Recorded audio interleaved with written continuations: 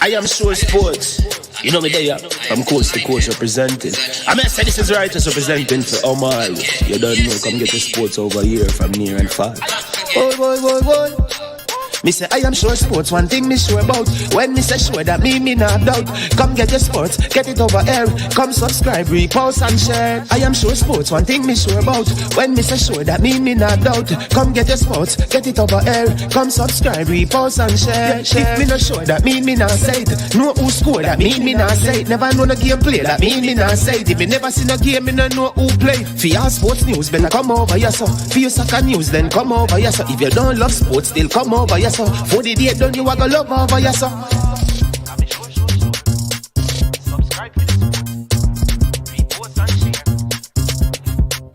So when it comes on to behavior concerning football, Jamaica is decent. I am sure that if we can get all of these things done, set in place by the end of April, it gives us enough time before the World Cup campaign. Not afraid of no Brazil, no Argentina with these crap of players. We are good enough. Remember, like, subscribe, share. Listen, comment, let me know what your thoughts are. Trick Jerk Marinade gives your meats and vegetables authentic Jamaican jerk flavor. The spices are directly from Jamaica. Spices like jerk seasoning, allspice, Scotch bonnet pepper, fresh scallions, thyme, ginger, and garlic. The key ingredients to a great jerk marinade. 0% sugar and low in sodium. You want to try it?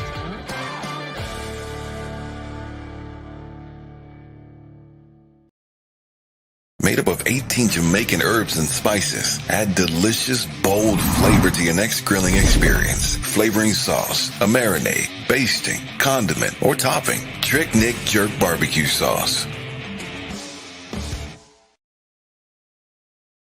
William Knibb Memorial High School D Cup Alumni presents its third annual fundraising barbecue on Memorial Day, May 30th, 2022. Wear your favorite jersey to Wilsonwood Park in Mount Vernon, New York. Remember to take exit 12 off the Hutchinson River Parkway. Music by DJ Mad Max of Sound 1000. Proceeds to aid the William Knibb High School Acosta Cup team. For more information, contact Keegan 304-607-4034. Our Codfish at 954-639-2991. Proud of people, it's important. Remember, make sure say oh no did that.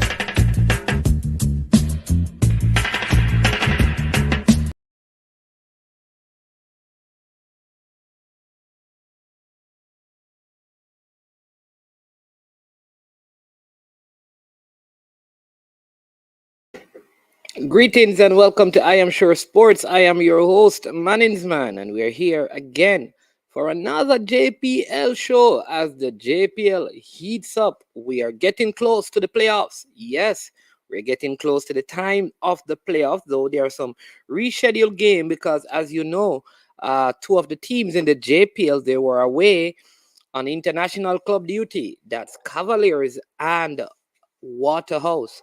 As you know, Cavaliers were knocked out of the tournament. Waterhouse has qualified for the other stage, though they had to take the long route, and many persons were disappointed in their early performances. So we're hoping to get some insights and some views on that as we look at the past week in the JPL and look at this weekend's fixtures coming up and how the schedule will be for Cavaliers and Waterhouse with games to make up. We also know that players will be absent because of the Nation League and the U20 tournament coming up. We're going to discuss some of those things. We have a few persons who are going to be on today. We will have Mr. Andrew Price because we've been having some questions from the folks down there in Humble Lion in Clarendon at Effortville, where Humble Lion is from, and so he's going to jump on at some point to answer a few questions. We'll also be having Mr. Robert Williams. He is from What's the Score on Irie FM. Also works with Mount Pleasant in St. Anne. As usual, we'll have Mr. Rudolph Speed, Mr. Christie Bryan, on scene, Me, your host, Management, and there's one other person that we're going to have. And how am I forgetting this name? Who am I forgetting? Military Guna. How could I forget? Because Military Guna also does a lot of work on the JPL. But before we get um, into our discussion, let me just say big thank you to all the sponsors of this video. We thank them for their support, continued support to I Am Sure Sports, for helping us to keep on going, keep on growing, and keep on getting better. All right. And so here we go. So big thank you to Launch Legacy. Launch Legacy, where they handle risk and seek legacy for all your personal insurance needs in Canada and the USA. Visit them at launchlegacy.com or call or text them at 647 989 0782. They will help you to earn money when your money ain't working for you. All right. So check out Launch Legacy, also Prestige Finance, lending a helping hand when you need it the most. You can call Prestige Finance at 876-884-7390. They will lend you up to 100,000 Jamaican dollars. Yes, indeed. And guess what? It's very, very easy, people. There is no processing fee, same day processing, and only 0 to 4% interest rate. You better go there now and check them out before the back to school rush starts. All right, remember, we're going to, the show is an hour and a half, right? So we have like an hour and 23 minutes. So we'll take a couple of phone calls at the back end of the program. The number is on screen. You can support the channel as well. We have a super chat feature if you want to support the channel. That's one way you can give. You can also do that by doing a super sticker. And if you don't want to do any of those things, you liking, watching, and sharing the stream also helps the platform to continue while it grow. Also, please ensure that you subscribe if you have not yet subscribed to the platform. All right, we have our first guest. He is Mr. Rudolph Speed. He's not here, representing the Technical Committee of the Jamaica Football Federation. He's here representing Cavaliers on the JPL show. Mr. Speed, welcome. Yes, man. How are you? You know what? Doing better. Sporting my Arsenal shirt. Order the new one for the season. So hoping to get it. Yeah. So just kind of wearing out. I agree with you because you have to forget the whole season. I'm telling you, wearing out the old one from now. You understand me? Yeah, man. But how are you doing? I'm good. I don't get my new Arsenal shirt yet. I Well, must tell before you that I was one of those Arsenal person who was upset when them fire Wenger, so I'm not to follow them up so much. Well, I will say this though. Before you even get the Arsenal shirt, you need to talk to the fans about the Cavalier shirt because I don't even have my Cavalier shirt on the season. Now we're getting into playoffs. I don't know. I have enough Cavalier shirt, man. The people don't want them to buy. Well, the people really, where are they so for sale? Because nobody don't know. I mean, you have to order them from Cavalier and then we'll send them to you. So you need to, what's the price for a Cavalier shirt? Cheap, like 3-5, and if you want names and numbers and those things, you can go up to about 5,000. It depends on what you want. Really? Okay, I didn't know that. I need to listen. I want to have a shirt from all the clubs. I have Mount Pleasant shirt. I know. Still. Can you get it for free? Yeah, but I would love to, when I come on the show on a weekly basis, I wear one shirt. But they must say you're biased, man. No, that's what I'm saying. What I'm saying, I would wear one shirt from. So this week, if I wear a Cavalier shirt, next week I'd wear Arnett Gardens. The following week, so nobody can say. So I'd wear a shirt from each club, so people can see it. But they must say it anyway. But I agree. I think it's a good way to promote it. What I don't understand is all these entrepreneurs in Jamaica. Why one of them don't come up with a plan to sell the shirts for all the clubs? Because the clubs really don't have, a lot of clubs, including ourselves, don't have the time or the resource. I believe it is profitable to put a marketing division in place to sell shirts. But if somebody is selling all the shirts, then probably it will be profitable. Well, you know what is so funny? There are many Jamaicans on social media that that sell like the Arsenal and all the club jerseys. So maybe that's a good idea. Maybe they can incorporate some of the local jerseys. Yeah, that would be a very good idea. But I will leave a Yeah. talk. We love Jamaica. Love talk, but we not really do anything. But individually, the clubs don't have the resource, or I believe it will be profitable for them to be selling one shirt, and that is probably one of the things that Okay. drawback Okay. that going forward. All right. I see Mr. Christie has also not joined the stream. Seem to be driving as usual. He must work for Juta Tours because he's always driving. Telling you. Or You JUTC. saw the little thing where somebody was talking about one Liverpool who sit on the top of the league for a long period but then still come second. So Paul, I noticed you are second now. What is happening? Liverpool was sitting at the top of the Premier League. No, so I can't recall that. Little while Manchester back. City almost came second. Where?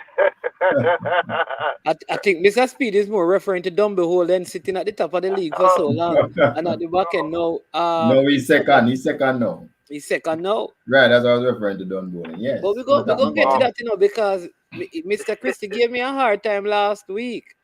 So we gonna get to that. But big up to all the persons in the comment section, regular supporters of the channel. I see Gunners, Boss, Fresh God, Balakar, Trevis, and the rest of you watching and not yet commenting. Mr. Speed, this is the Gunners Boss. They call him Piney. Call on the radio says the ordinary Mr. Speed is in the building giving extraordinary commentary.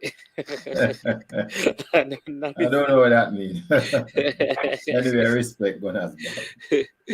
And then he says it is the club duty to go out and find market for their product, merchandise, Mr. Speed, not Western sports seeking out the clubs to sell their merchandise. You have to understand Gunners Boss. You have to understand economics, not accounting. It is not economical for me to employ somebody to sell, say even 500 shirts, 200 shirts, 300 shirts. Your salary alone, the overhead would be too great. But if somebody was selling all 12 shirts, it would be even more economical. So you have to understand economics, Gunners Boss. You understand?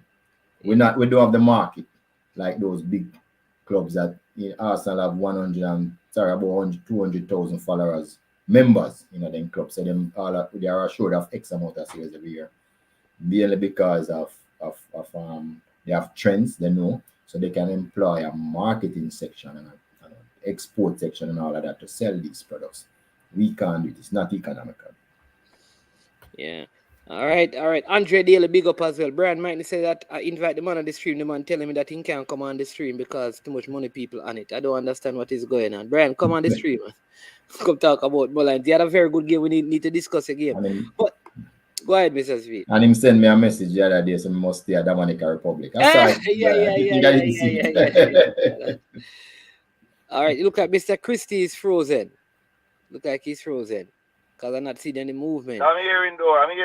All right, you're hearing. Mr. Christie, listen, I want to begin with you. Not this week because you didn't come on last week after the Arnett Garden game and you never said anything.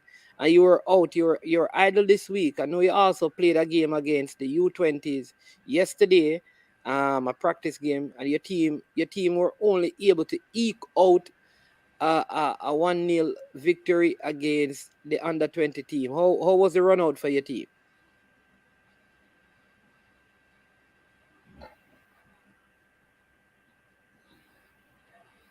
Mr. Christie? You're not hearing me?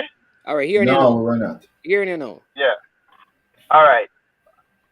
It was a session that we although it was a practice game, we had some specific things that we were practicing based on our opponent that we will be facing this weekend. And it was very good. It was fruitful. And we think we would have attained our objective. We wanted to score a few more goals from what we were practicing. However, that did not happen. We were getting some chances.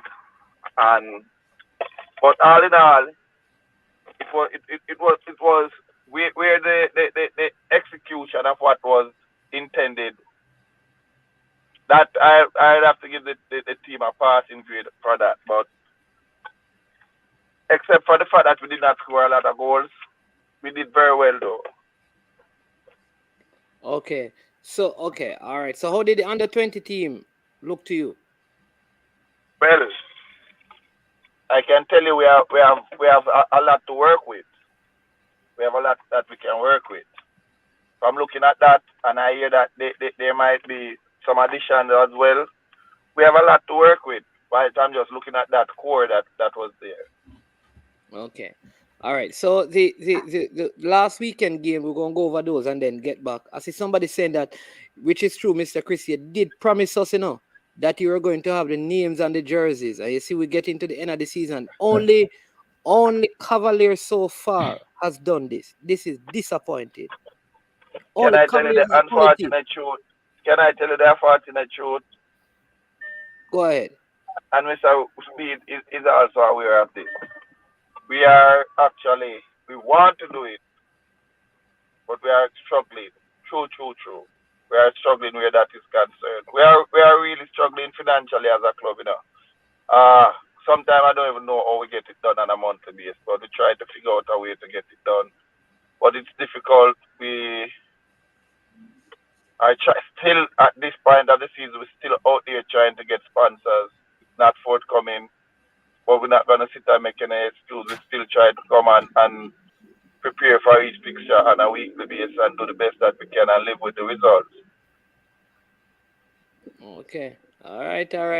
Welcome to the program, Sir Bryan from Mullines.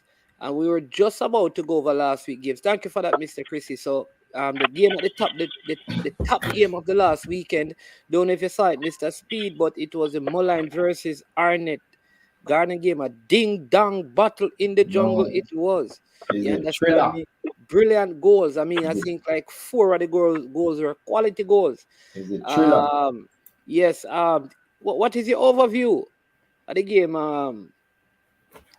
Bryan? Good afternoon, you hearing me? Yeah, we're hearing it. I mean, it was one of those games where you think you win it, and then at the last minute you have to share the points. But it was a good game though, very entertaining. Generally, when you score 3 goals in a game, you expect to come away with a win. But I think the Arnott team was very resilient, and they found a way to get back in the game and get a point. But it was a good game for the fans as well, generally. The atmosphere was electrifying. I was there. It was electrifying. And the finish was that's how coach call off training when you score him goal at the end. The coach was like, "You can't get no better from here." That last goal was world class. I mean, I don't know if a better goalkeeper could have saved it, but it was placed perfectly. Difficult. A lot of power and precision. So you shouldn't feel too bad, Bryan, because I don't know if you could have saved it in your best days either. So nobody. I tell you, Mr. Speed, I was on my way out. I think the second goal was probably the goal that I guess we would want to concede. First, I think it is the first goal, the one that Cephas cut in and kick. I think that one was easiest. I think the second goal was a very good play with Fabian Reed playing the ball through Arbine coming across, hitting it across, and Ali knocking it in. I thought that was a brilliant build-up play. I think the first goal, the keeper could have done better on it. Well, there's always different goals. The second goal is a team goal. It's just a good team goal. The third one was more of an individual goal. I thought the first one was just one of those things. I thought it go to the keeper left and somehow it managed to go in the goal. That means it's really him hit it off and go inside of the goal behind him in a way. So that one probably could have been avoided, but the other two were worthy of scoring anywhere in the world. Yeah. I mean, I think the other surprise result is Mobile United 1. Portmore Before United. you go there, you have to give credit to Mullines, their goals were team goals. Yeah, too. man, brilliant goal. Yeah, they were all team goals. And Nelson, even when him not get on the score sheet, him still dangerous. So Yeah. you have to I give him think that something. third goal by Rivaldo Mitchell, where he held up the ball and just knocked it back at the top of the box, and he just Right. And glided it Rivaldo just past the finished it goalkeeper. one The time. volley was a good goal as well. And I the mean, other some youngster people. that scored is the left footer. I don't know if he's a left footed player, but he just scored the ball. Is the one that came across and he scored Yeah, it. man. He's a left-footed player. Or he's a Yeah, left he's footer. a Harris, left-footed player. Harris, Jaheim Harris. Wasn't he just at Edwin Allen? Yes. Yeah, correct. And he scored his first goal. That's his first goal for No, man, Mullines. that's his third goal. No, Third? man. He scored Yeah, he on that scored Dolan against as well, you know. Dumbarton and That's Mobe. a very good player, you know. I can tell you Yeah. about I it. know of him. I did scout him. Mm. So I know of him. Yeah, but he's over the age. He can't even play for the youth tryout for the U20s. No. He's No, one he of was those born players that 2002. right. Yeah. He was born after the Yeah, after but a some- lot of people are saying though in the comment section, like, true, can't have professional leagues and name not on jerseys. Not good for the marketing of the players or the league. So, listen, it have to be fixed going forward. Maybe the sponsors of the jerseys need to do that. Physical store to sell the merchandise remain the same. Maybe the team, which is what Mr. Speed was saying, the team need to come together. But let me answer this one. Man is man. What do you me tell you say Kimani Auburn a big baller? Scoring a big goal don't necessarily mean that you're a big baller, you know. I mean, he had a good, I would say he had a big game Well, because he had an assist and he had Kimani a goal. Auburn, Yeah. is actually He has a good work rate. No, He has Kimani a good Auburn work rate in always honest, man. had talent. He always had talent. Yeah, But man. You he can't knock used him. to play for Cavalier, but I don't think his work ethics was as good as it is now. And that's the only Yes, difference. that has changed. That's a fact, yeah. Yeah. He's a good player, man, and he is an integral part of an attack. And he has a Well, good engine. He will run the whole day. He That's will what I run. like Yeah. about But him. yes, He works yes. hard. Yeah. But Moby United getting a win after what 15 games. I mean, defeat seemed to be following Philip Williams. I mean, was on a losing streak at Tivoli. Come to Portmore. I mean, 2 games and no win yet. I don't know. If you look at the Portmore team, the truth is that they have kept on changing the roster. It's always difficult to go at a team during the middle and expect to get instant results unless the team is really playing very well and it's a decent enough team. Portmore keep on changing the roster, and any coach is going to struggle for a while because I don't think any match they really start to the same team twice. I mean, a bit like us. But so Philip is there. It's going to take some time for him to settle in. Portmore wasn't having a good season even before he came. So I wouldn't because they had lost 2 games before he came. Game that, yeah. And then lose the draw and then they lose again. So They have that one in their they have that one in their last 8 games. So you couldn't point to Mr. Williams for that. No, what I'm saying is that he was losing at Tivoli when he left. Tivoli lost the first game since he left on Sunday against and then defeat has followed him. So the team that he left was winning. The team that he's gone to continue losing. But he's a good coach. I think he's one of those good coaches. So let's see. He'll eventually get it right. Yeah, it's a very But it's not really Portmore year this year. That's all. I mean, was it their year last year? Right, but they are rebuilding. They had 3 consecutive years before that, though, you know. Yeah, but how long should rebuilding be? Because I mean, come on, they have been doing 2 seasons of rebuild.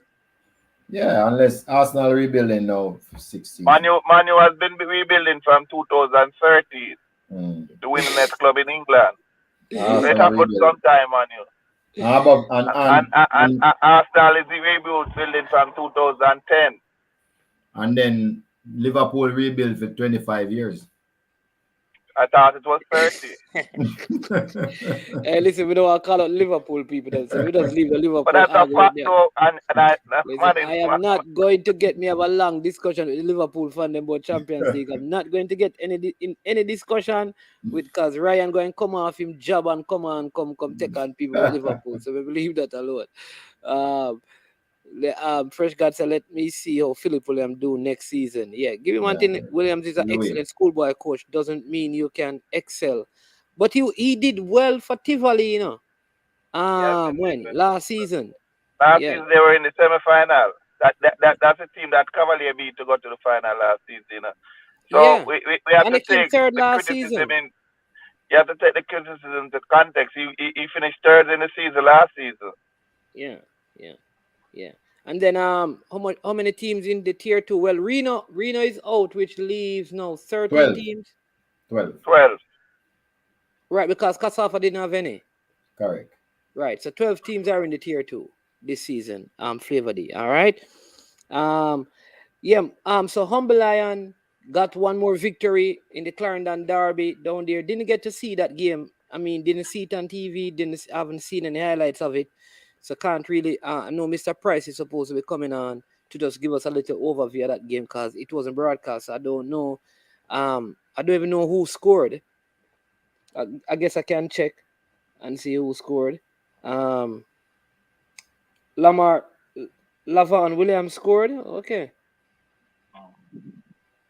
Yeah. And they scored in the 90th minute. Whoa. Yeah, it was I think they scored a penalty in the 90th minute. Yeah, they scored a penalty.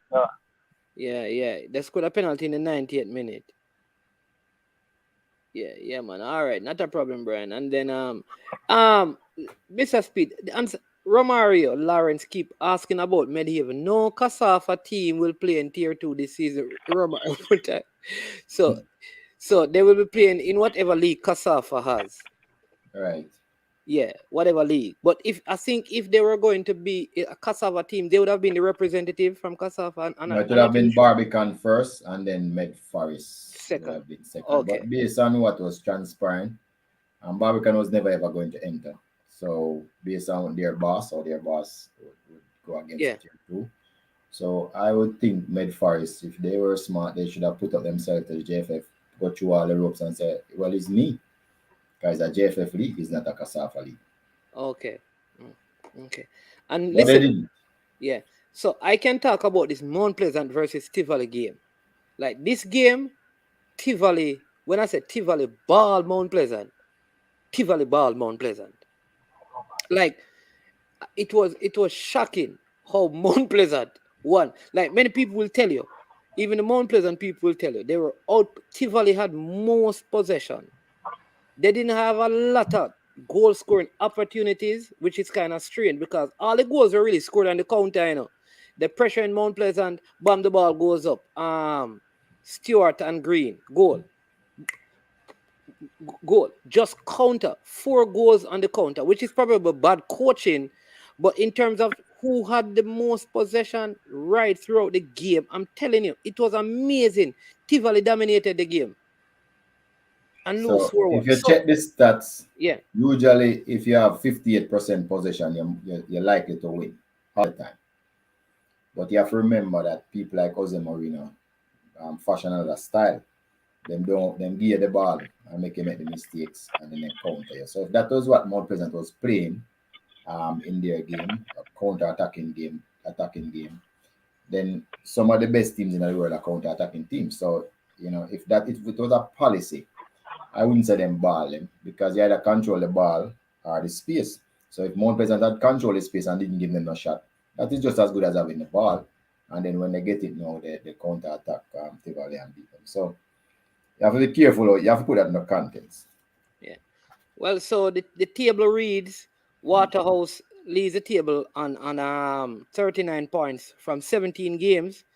Don't Beholden has fallen to second position. They have played 18 games and have 39 points. Arnett are third, played 19 games and have 36 points. Mount Pleasant are fourth with 18 games. They have 34 points. Cavaliers are fifth, 17 games, 27 points. And right on their tails, Tivoli Gardens, 25 points from 19 games. And then Harborview, right outside the top 6.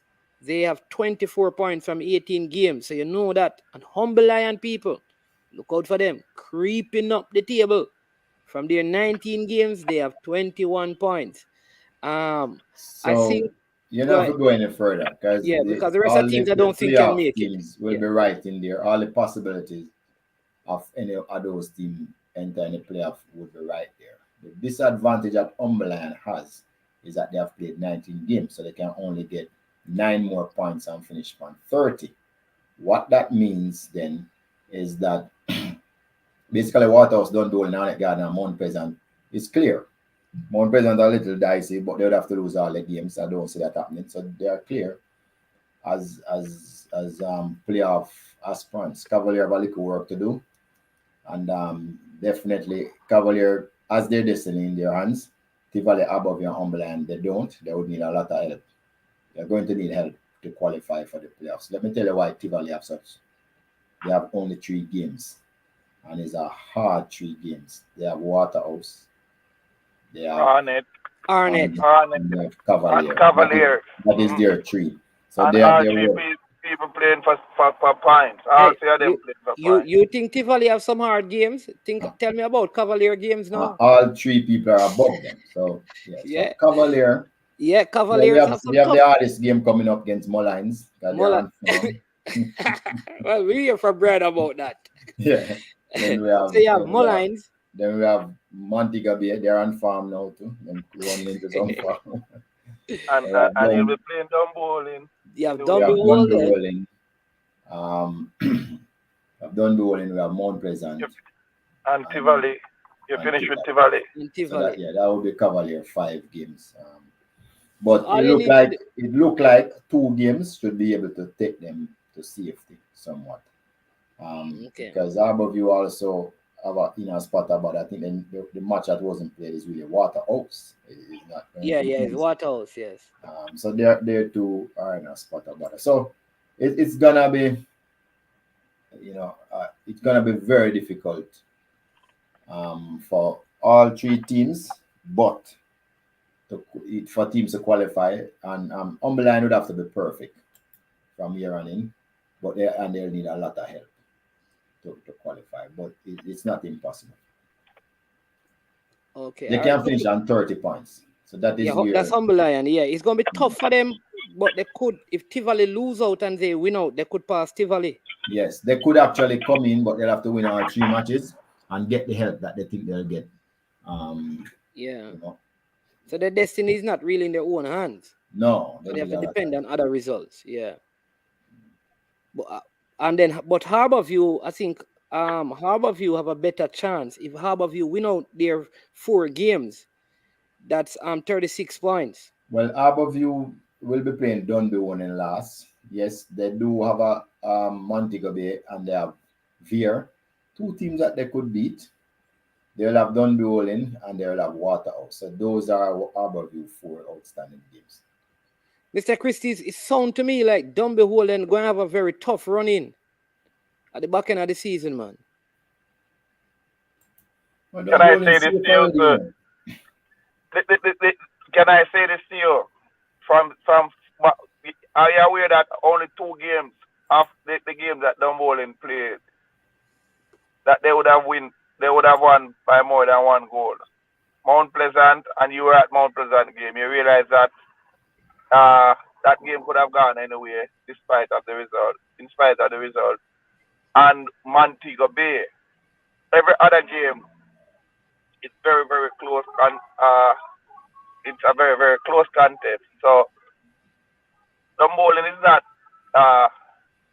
new to have to tough running. As a matter of fact, they thrive on it. All right, Bryan, what is the objective of your team now? Because you can't make the playoff, you can't get relegated. How are you going to approach your next 3 games? Free hit. Man, you think of cricket, but free hit. Voila. Is that a cricket game? Yeah. So we're not able to qualify for the top half, and as you said, we can't get relegated. But we still want to go out there on each given game day and give a good account of ourselves and hopefully the players can use the game to help build up their stats. We have players who are desirous of going overseas or getting national call-ups, so they have to just make the most of the opportunities that are left in the remainder of the games. But we will not definitely be coming out to just hand over points. So yeah, we're gonna give a good account of ourselves for the remainder of the games. So let's talk about that because all right, you have to mute. Okay, yeah. Because there's a feedback from your So just side. before you go there, Dunboyne have Portmore, Cumberland, above you. So Dunboyne gonna be one of the team that gonna probably play a spoiler role in with the rest of the teams that trying to get a playoff spot. Okay. Yeah, we have been joined by Military Guna, man who is always around the league. So he's going to tell us now. Yeah, welcome, Military. Welcome. Good evening, gentlemen. Evening. I'm your youngest one on the panel, it seems like. Hey, careful now, you don't know me age, you know. Not because me playing, I bring back the love. Bryan, the youngest one. Bryan? Yeah, man. Bryan 19, you know. I'm just I'm 21. So 21. Me just a few years older than him, man. Not much. Just a few years older than him. Yeah. But we're just gonna start looking at this week's fixtures. So Military gonna just jump on. The first game is the Dunbeholden versus Portmore game, the Battle of St. Catherine.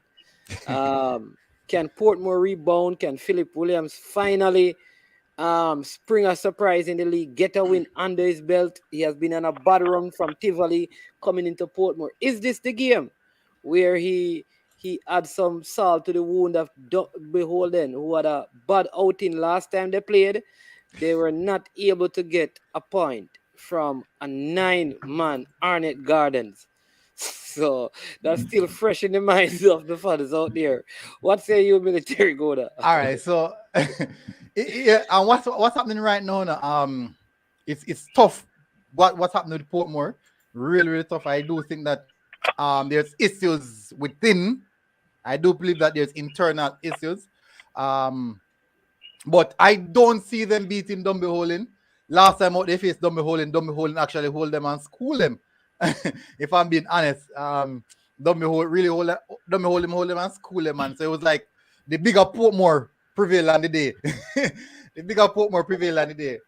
But I even watched Dunbeholden yesterday when they played the Under 20, and Dunbeholden team looked sharp as ever. They look more refined now. They had a bad patch. I think they had a bad patch the last week or 2 weeks. They had a real bad patch. I'm not sure due to the absence of the coach or what, but they had a bad patch. But you can see, even when they played against Arnett, when I was at the game, you could see that things weren't really right on the pitch with the players. But I can see, yeah, you could have I could have seen that. I don't know what's happening with him, but what I'm seeing right now, the last few days I'm watching them, and then when I saw them yesterday, I'm like, all right, I'm really impressed by how they look, how organized they look. They look like Dunbeholden at the beginning of the season, are more concentrated Dunbeholden, a Dunbeholden who wants to play. Everyone in the team, you can see that camaraderie. So when I was at there, I'm like, this look like a Dunbeholden team who's ready now to take a run at Waterhouse. It's difficult because Portmore United is going through their rough period right now. Dunbeholden is coming out of their rough period. So I do think that the team that is coming out is the team more than likely who is going to take the 3 points. All right, let's hear from the Dunbeholden man himself, Mr. Paul Christie. Is Mr. Harold Thomas back? No, this is very spooky, you know. This is getting spooky now, you know. No, he has gotten some of his paper. However, he's still waiting on his traveling document. He would have gotten his social security and other papers. But when contacted the immigration department, they told him that the rest of his document is in the mail. Not in his hand as yet. However, I can quote one of his famous quotes whenever we are playing against Portmore. I always remind the lads that when you're playing a derby game, form is out of the window. You have to come, dig, and the team who really need it more on the day normally prevails. So, yes, Portmore is going through a rough patch. However, at Dumbolin, we won't be taking it for granted. We, as well as have gone through a tough, a rough patch as well. From the last 2 games, we only have 1 point to show. So, we are aware of what is happening. We are fine-tuning for the semi-final run. So, we are not taking it for granted. We are not in the semi-final as yet. Yes, we are in the playoff. We are on it and Waterhouse. However, based on the size of our squad, which is no secret, is a very thin squad, we would rather not play the playoff that high intensity home and away, and venture. We'd rather to go straight in it would benefit us to go straight in the semi-final. We are aware of that, so we will not be taking this Portmore team lightly. We will be showing the respect of the former 2-time defending champion, try to play our best football and live with the results. Sorry, correction, 6-time. Yes, not. I mean, back to back. That's what I was saying. Okay. Okay. So let me ask you, because normally when you're playing a big team, you always have some injuries. Any injuries around, or when you play Portmore, you don't really Well, That's unplanned. I can tell you right here and right now, Mr. Fabian McCarthy would have gotten a knock in training. I'm almost certain that he will be out for this game. However, we have feel a good replacement, and I think Sean Dua is also questionable based on the knock that he got up by UWI last evening in the practice session. So other than that, we have no other Okay. injuries concerned. What is your score prediction? And then what is your score prediction? I know it will be a close one. I'm just going to go out on a limb. Pardon? That's not a score prediction, you know. I'm just going to go out on the limb and give Dumbolin a win by the odd goal. So 2-1. Or 5-4. 1-0. All right.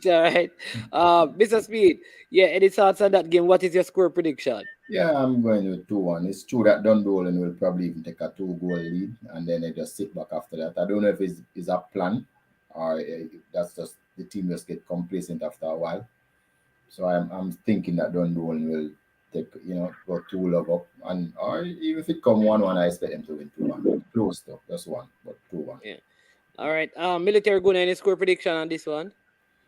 Dumbolin 3, Portmore United 0. All right. Man, believe that Military Gun, I would love for that score to be true, because we have a level goal deficit. Waterhouse have a level goal deficit that we have to catch up if we have any intentions of finishing on the top. All right. We are both on the same point. The reason why I went for 3-0 is because the attacking third, Portmore United has been strangled horribly. They are not scoring any goals. Their most deadly player is actually Shea Smith. I'm not sure if anyone actually know that, but their most deadly player is actually Shea Smith. And Javrick McFarlane is a striker who relies on service. If you don't give Javrick McFarlane any service, he will not score. Shea Smith, yes, he will take the ball, he run through the entire midfield, and then what?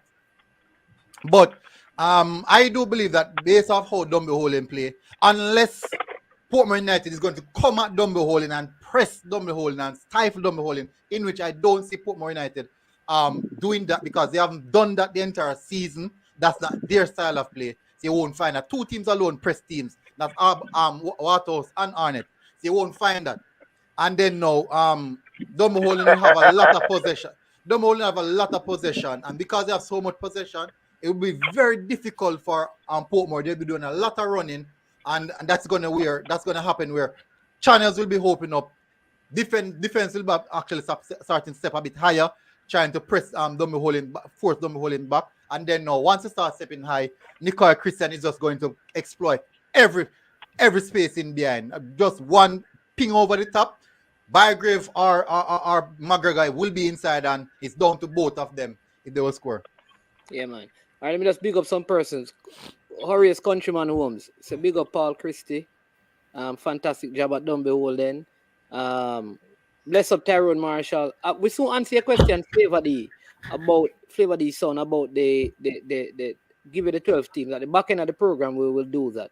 All right, so that's there are some. The truth is that this weekend is probably the best game weekend in terms of the games. They're a very, very good game because I don't think, like I said, it's a derby game, and for some reason, I think it's going to be close. All right. I just feel like it's not going to be as easy just because it's two Portmore team. But I would be surprised if Dumby Holden don't win this game. But I just feel like Philip Williams have been around them for a little while, and he's going to reshape and reorganize his team and get something out of them for this game. I don't think it will be enough to beat Dumby Holden though. But the second game is now because this where's this game? This game is at where is this game, Mr. Speed? Dumby Holden Portmore. I'm not sure. I'm checking. I'm checking it right now.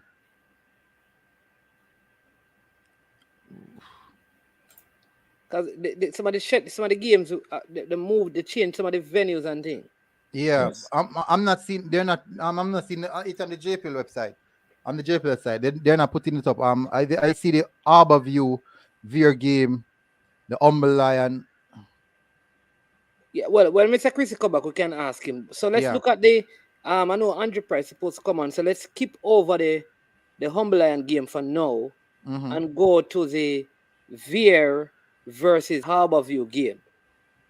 Is that game being played out by Harborview? Because Harborview have a game, right? It's playing down by Veer, Wembley.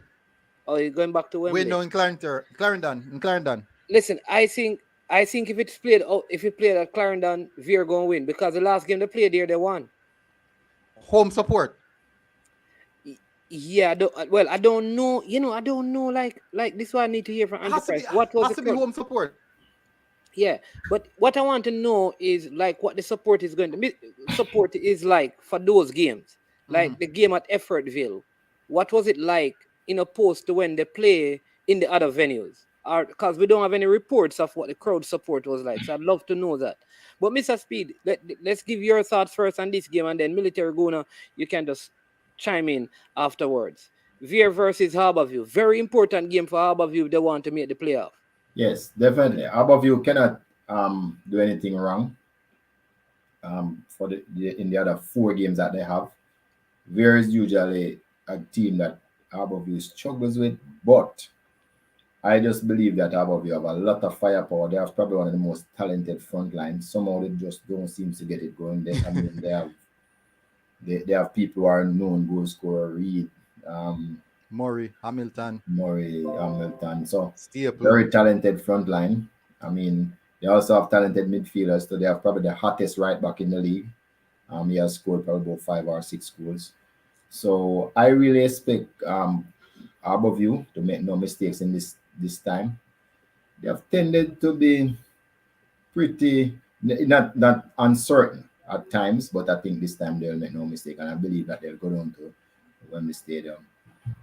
They have a good fitness coach. The field is big, but they expect to go down there and get a point because it's very difficult to just block up the goal on such a big, wide, and long pitch for 90 minutes, and that is the reason why it's going to be a 1-0 in favor of Harborview.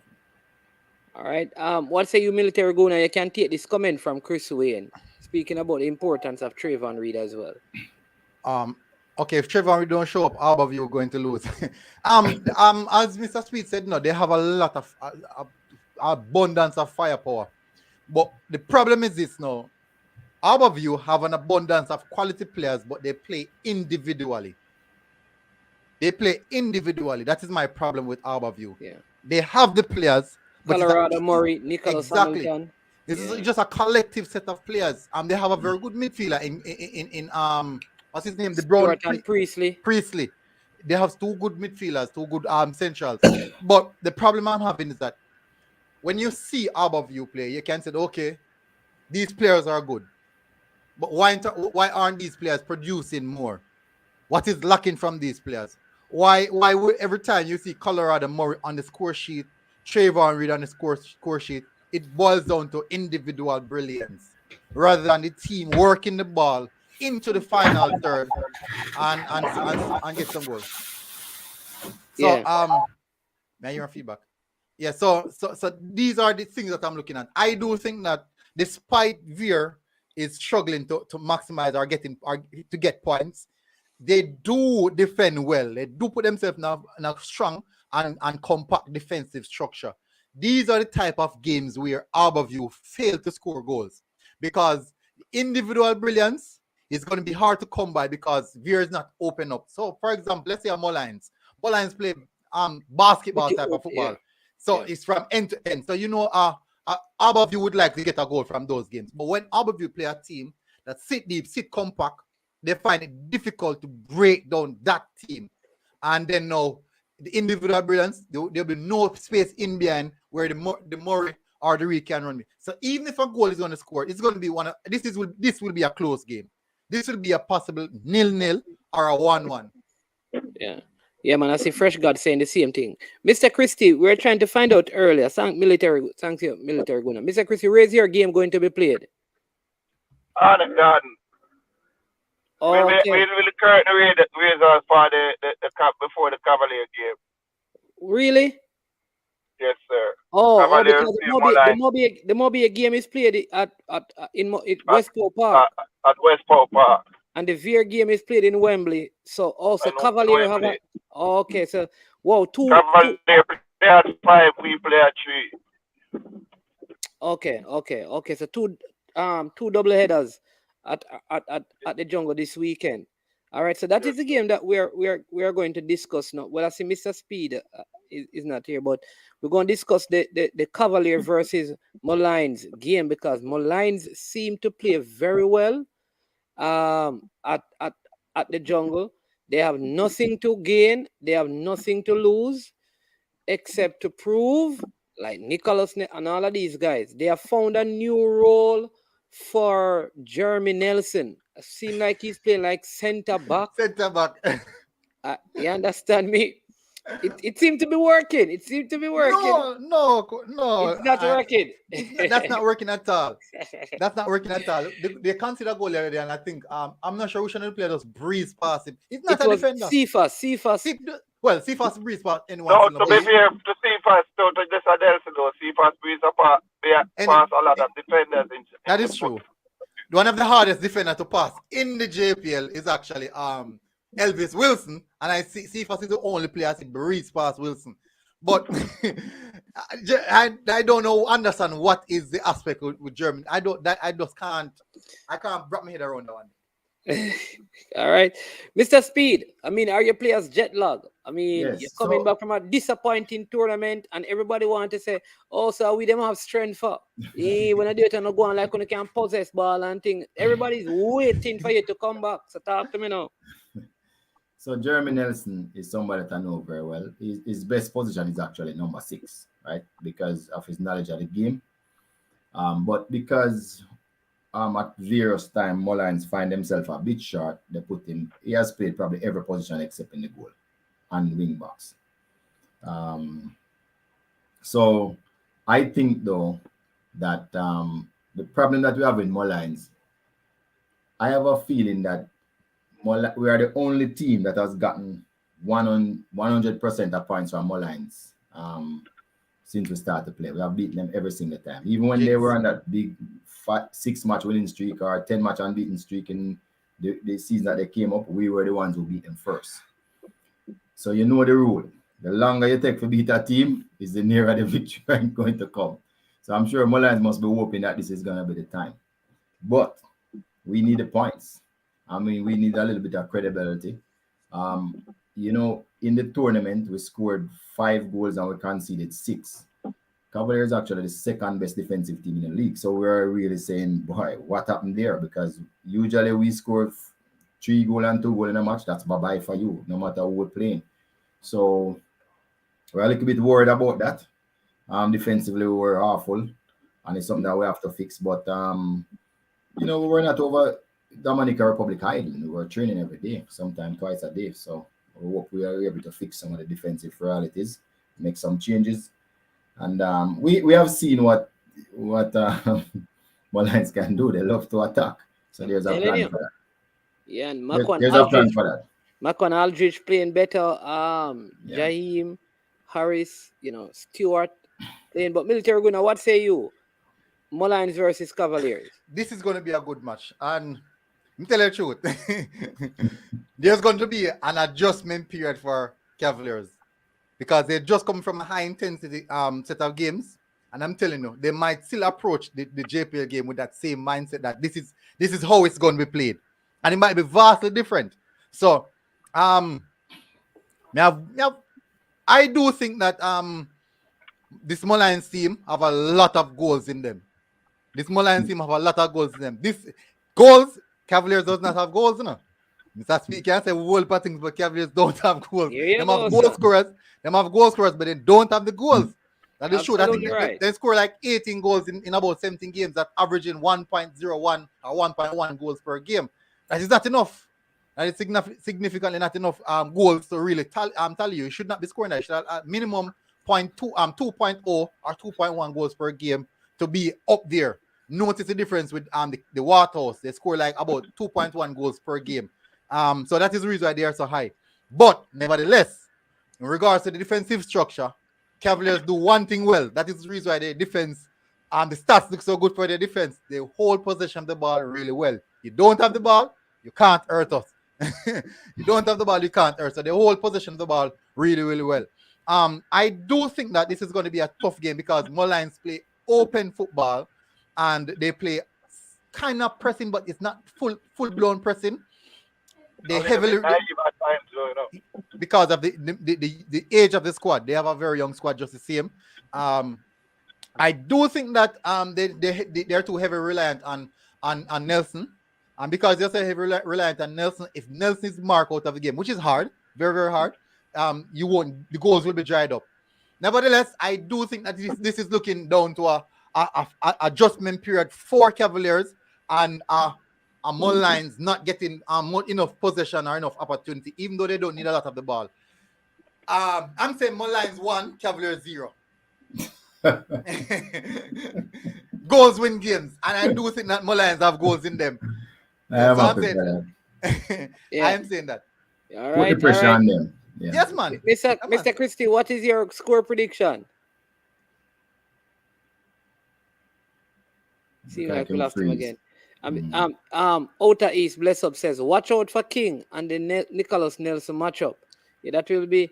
No, they're not gonna be a matchup. The reason why is King because and Nelson play all over the park. Exactly. Really. And King, Cavaliers play the back three. You won't find King chasing. And the problem is what Cavaliers has to do is watch. The midfielders would have to watch Nelson because Nelson is a late runner inside of the box, so they would have to keep their on him.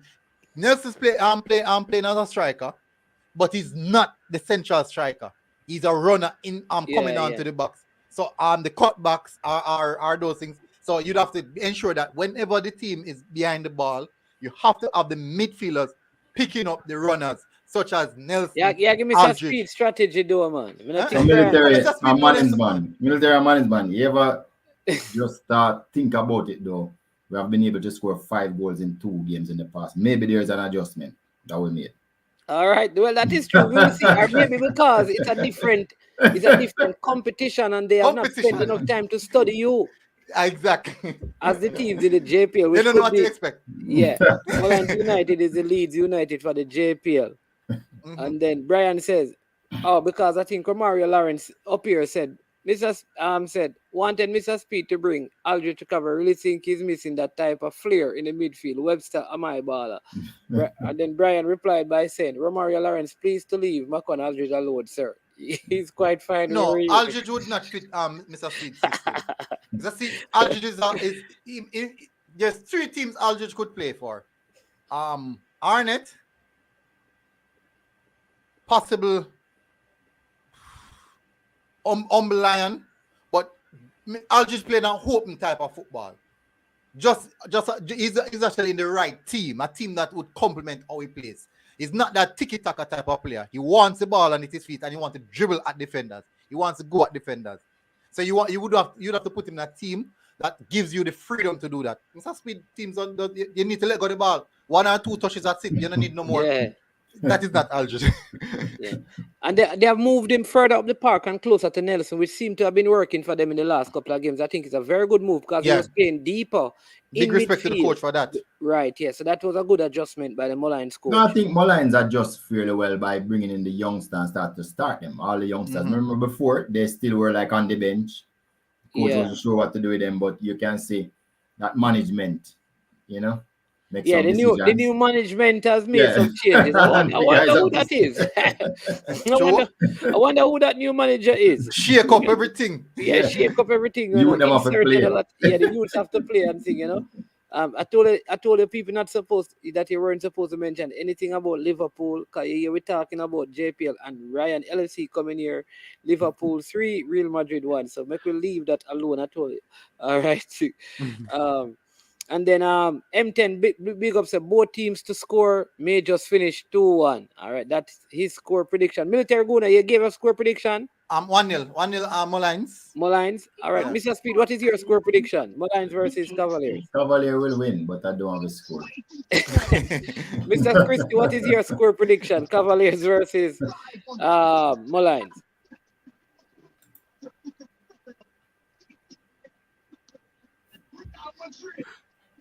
Mr. Christie, what's the score prediction? I hear nothing. We can move on to the next game. Okay, but all right. Just to say that people who are listening, that doubleheader will be a very good doubleheader. Dunby Rolling Portmore Cavalier Mullines on Sunday at Arnett Garden, and you should all come out and watch. Lots of goals will be scored. Yeah, but if you have one money, right? One money. If I were you, I would turn up on Monday. If I want money, but if you have one money, you borrow the next one. Unfortunately, look, let me tell you this: when the guy match, you know, I'm not gonna hungry, no. I have to stay hungry, no, because I can't afford nothing, you know. One sweet every $400. Remember those stand there and bite me lip and swallow my spit. Oh, Brian have a score prediction. He says Mullines 3, Cavaliers 1. Cavaliers left all the goals in the Dominican Republic. I don't know if I get a chance. No. Yeah, man, go ahead. What is the score prediction? All right. I think Mullines does not handle this matchup very well over the years, and I think based on the fact that Cavalier need points, I'll be going with Cavalier by just the odd goal, 2-1. 2-1. All right. That's a good point. Banking on history. Cavaliers and Mullines going 2-1. All right, big up Unseen. That's his prediction. All right, so the Monday night games so the Sunday games are very good. The Monday games are also very, very good. The first game we're going to see, Mount Pleasant going up against Arnett Gardens. Right. That easy for call is going to be Arnett Garden. Really? Yeah, easy call. Okay. You want to know why now? Go ahead. Give us your reason. Mount Pleasant have the slowest back line in the league, and Arnett have the fastest forward line of the league. All right. You watch Mullines play. You watch Mount Pleasant. Mount Pleasant has made some adjustment to their back line now. So what they have done, right? They have brought they have Ladale Ritchie. You know, the Guyanese guy gone to, which has helped them. He has gone to the Nations League for Guyana. Kevin Ling and the goalkeeper. So they have Shaven Sean Paul in goal. All right. They have a better goalkeeper anyway. Right. They have Ladale Ritchie. And then they play Ladale Ritchie with with Topi is not there because Topi was away with Christie and then with the other youngster from Montego Bay, who is a very good player. The new player named Powell, who is a younger player and a fast player. right? Christie is slow. So normally when they have Topi now, it's a different thing. So I don't know if Topi will be available. I know Powell very well. It came, and as a matter of fact, I don't get no money for that play. You know, say it was my play. I know Powell very well. Well, we don't want to discuss that, and we don't want to discuss Instagram about forum, JFF. yeah. We don't want to discuss. Yeah. But whatever you say, Arborn, Martin in name, whatever in name, and Cephas, that backline gonna torment. But yeah, that is true. No? But you say Trevante Stewart is going to torment. I am telling you that I could see Neil getting a red card. I could see Arnett Garden defender getting a red card. Any one of the defenders to get a red card, it'd have to be Ezra Simpson. He's the one who more rush. He's actually the more rush one. Yeah, because I see Trevante Stewart, Daniel Green, Devontae Campbell, because Mount Pleasant have speed up front, you know, Mr. Speed. And Mr. Speed, your point, Mount Pleasant is now scoring goals. And it's conceding goals. Yeah. Yeah, but they're scoring too. So I am saying, I'm sure the Arnett coach must be looking at that aspect and trying to fix it. But I was just saying, based on what I've seen when Mount Pleasant play teams with pace, because we know Tivoli don't really have that express pace. What I've seen when them play teams with pace, like even when Arborview that vaunted attack, it was 3-0, easy. I mean, ridiculously easy. So I've seen the teams that have pace, how they deal with Mount Pleasant, and I'm telling you, Mount Pleasant in for a torrid time. So Arnett could easily just take out one and take out Coach out at the number 6 role and put somebody else in there to show back them defense, somebody to guard the back line and still use the top 4 and terrorize Mount Pleasant. That is what I could easily be a tactical change. Well, I am saying I'm seeing this Mount Pleasant 3, Arnett Garner's 1. That is my prediction. Military Guna, what say you? Because I see you looking at your stats and your papers and all of them things. Yeah, because me check back based off of me I see from the season leading up to the last set of games and for 2 team. I can't remember the game out on my head now, so I have to run back for me write down. So good thing I carry me notepad guy games and I can take my notes and write. You know, me pretend journalist, you know, so. All right, so based off of my notes that I have here, the last game was I'm really watch based off a similar style of play would be the Dumblolin versus Arnett, where Arnett actually won the game 1-0. Now that goal came in the first half earlier in the game where Arnett was actually pressing Dumblolin find it difficult coming out of and playing the ball out of the back. Arnett stifled Dumblolin left hand side, which is where Christian normally would drift towards.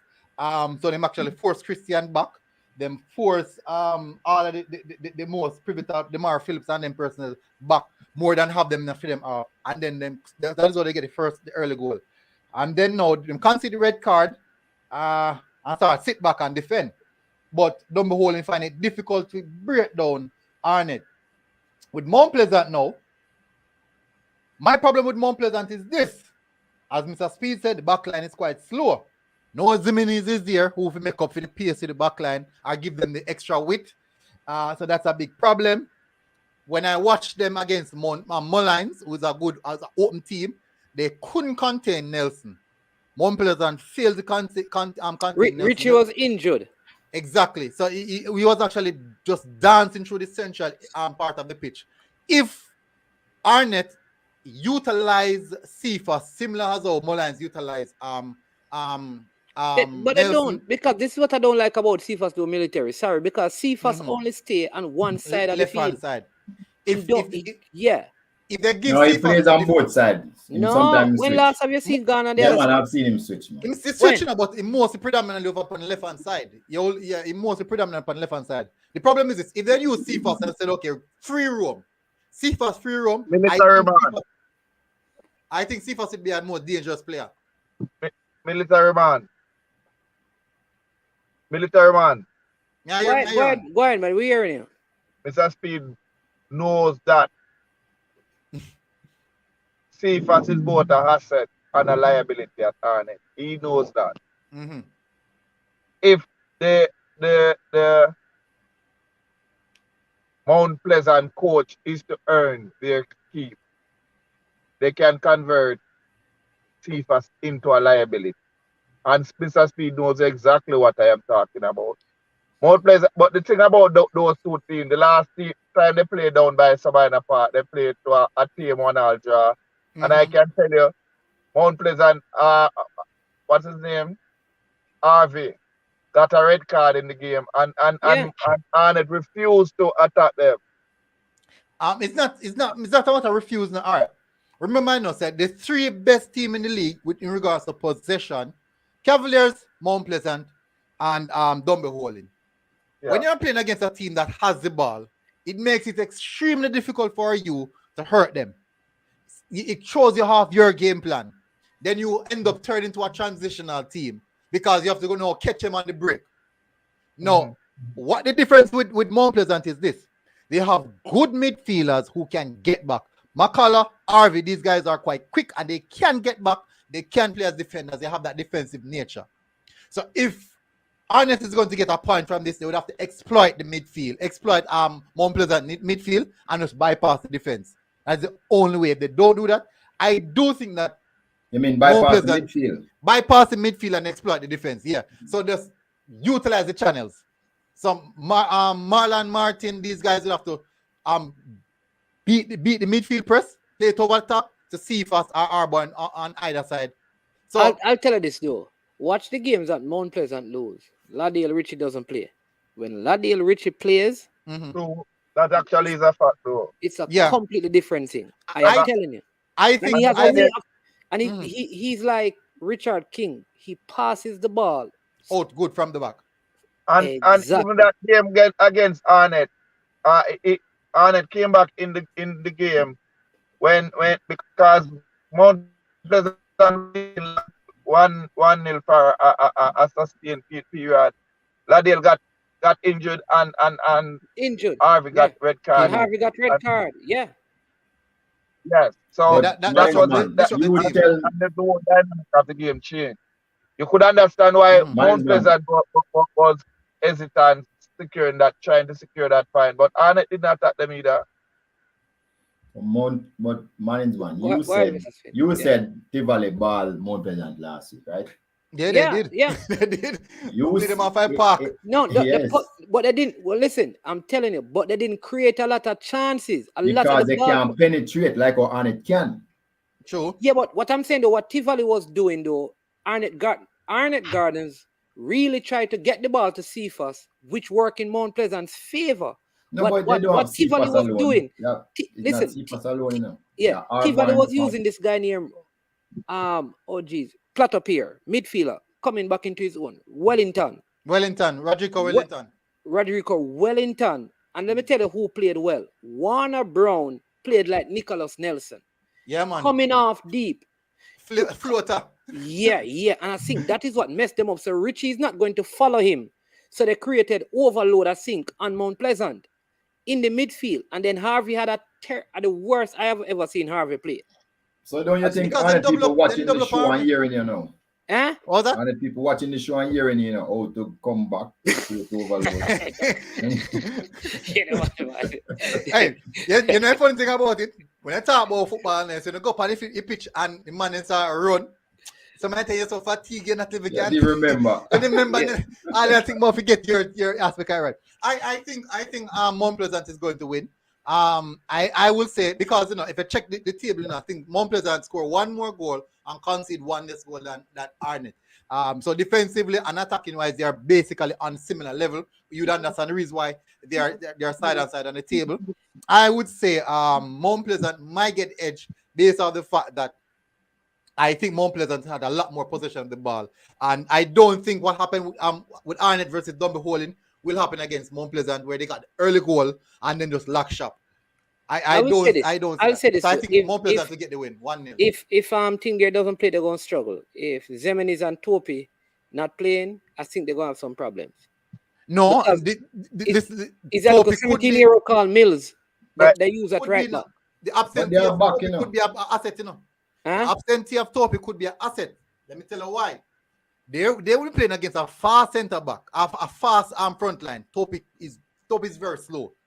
Topi is very slow. But you sweep in a back three. Yeah, I see some speed to complement Richie or Topi. I don't think both of them should play. Right, so they use Cannot these have guys. both of them What up they would there. do is put Topi to sweep, put Richie on the left side of the three, and Powell on the right side. But that Because would force the Sigri, team to sit back deeper. no man, but And that's what it they is not a team. And it is not a team that play over the top. So, exactly. So so, you keep so them in front of you. Is that Juma Johnson playing in this game? And Richie play then. Is that Juma Johnson playing in this game? He didn't play in the last game, so I'm not sure if he's He back. could be So he's available. gonna come back then. But he got But a red Juma card, Johnson yeah. is one of the most underrated attacker in the league. He is the reason why Arnett hum. I'm telling With you. that. Juma Johnson from left back. Oh, Ajuma was out against Dumbolin. He got a red card in Dumbolin game. He will be back now. No, Well, in Jamaica, right? The last time I spoke about Ajuma Johnson, people was wondering, oh, I'm speaking about a left back. He's the person that create the best width for Arnett. Because although he's playing the left back position, he's a natural midfielder who understands. Natural attacker. Let me tell you something. I want to remind you. Listen, Alwyn Harvey has something to prove in this game. Because the last game was red carded. Let me tell you this. If Alwyn Harvey stand up in that midfield and play, Arnett can't win. Arnett not even going to go through the midfield. They're going to go through the wing backs and come around the sides. Right. Arnett does not normally Juma Johnson, have you noticed how Juma Johnson play? He's the one that gives Cephas all the balls, you know. People don't even realize it. Playing in between the line. Both in between the right back and the right back. And he attacks. He comes right down behind Cephas all the time on the left side. He's going to be dangerous. True. Yes, Cephas normally make them run. They normally run in between the right back and the right centre back. And Ajuma Johnson always play ball in between the channels. So, but it's going to be a good game. I'm swinging in favor of Mount Pleasant. I'm going in favor of Mount Pleasant. I'm still on it. Mount Pleasant. Where's Mr. Christie?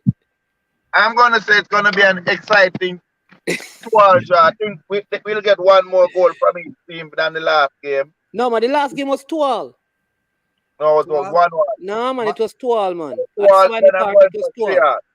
I'm going for another 3 draw in the jungle. Okay.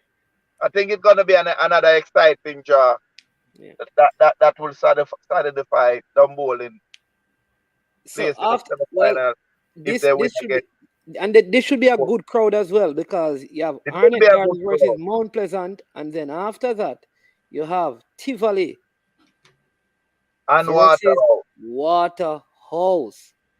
No, that game. I'll go first. This match is a do or die for Tivoli. If Tivoli don't do in this match without win, they are almost sure that they are out. Mr. Christie, somebody has said you need to get off the fence. So me just come back. I'm not on the fence. I'm finishing the score. Now you drop off. And there's a little bit of bad man and selfishness in my prediction anyway. Of course. He's protecting the second. Man's man, when he was first, he wouldn't speak like this, you know, but he's not confident. I get it. We never pick it up, you know. I see what you mean. But go ahead, Mr. Speed. Continue what you were saying. So remember when Waterhouse was playing Arnett, I said that I was predicting Arnett to win, and there was a little bit of bad mind in it, because I know if Arnett won that game, then Dunbolin would have been at the top of the league at the end of the round. Yeah. So I'm actually consistent in my little bit of bad mind, you know. Okay. Tivoli and Waterhouse. This is a do or die game for Tivoli. Based on the standings, where Tivoli is now, they have played 19 games with 25 points. So they have played one more than Harborview, who's on 24 points. So Harborview have an easy assignment in my view against Veer. So if they pick up, I predict that they'll pick up a win. They will leapfrog Tivoli if Tivoli don't win. If Tivoli even get a draw, Harborview will be ahead of Tivoli if Harborview wins. And then Tivoli would have played one more game than Harborview, and then the panic might set in, because Tivoli running again. They have 2 more games. One is against Dunbolin, and the other one is against Cavalier. So Tivoli would be a bit of a bother if they don't win. So I expect Tivoli to come out and show everything. And in addition to that, Mr. Speed, I can tell you for a fact, Mr. Admiral Glendon Admiral Bailey does not need any motivation to play against Walker. Except he's not playing. But the second He's a thing, good motivator, though. the second thing is that Waterhouse would have played 5 games over. This will be their 6th game over like a 16-day period. And I and their captain was in Spain earlier on this week and all of that. There's a lot of traveling, a lot of jet lagging, and a lot of miles on the leg. They had around 10 players who didn't make the trip though. Yes, but will the coach be brave enough to put in those players to play? Will the coach be brave enough to play those players? Malik Kakin was playing. Some of those players out here played. Yeah, but so what happened? Even Benbow had to come out of the final game. He didn't finish. He pulled up with about 10 minutes in the game. So the truth is, Waterhouse, they're recovering. A little fatigue right now. Top notch. The good thing though is that they have an extra day. They are playing on Monday, so they may be able to recover. But it's gonna be difficult on them. But I still believe Waterhouse will prevail. One, they are so athletic, more than a Tivoli team who sometimes you figure some of the players are a little bit under what they should be physically. And Waterhouse have some very seasoned and serious campaign, and people like Keith Simpson. Those guys don't joke when it comes to football games. I mean, and the 2 center halves there are 2 good center halves who have grown. They look to be weak initially in the season, but they are the best defensive team. So you have to give them some credit. They have 2 very good center halves. They have top goalkeepers. So it's not gonna be easy for Tivoli to take over that. Keeper didn't look so good in the Caribbean thing though. But go ahead.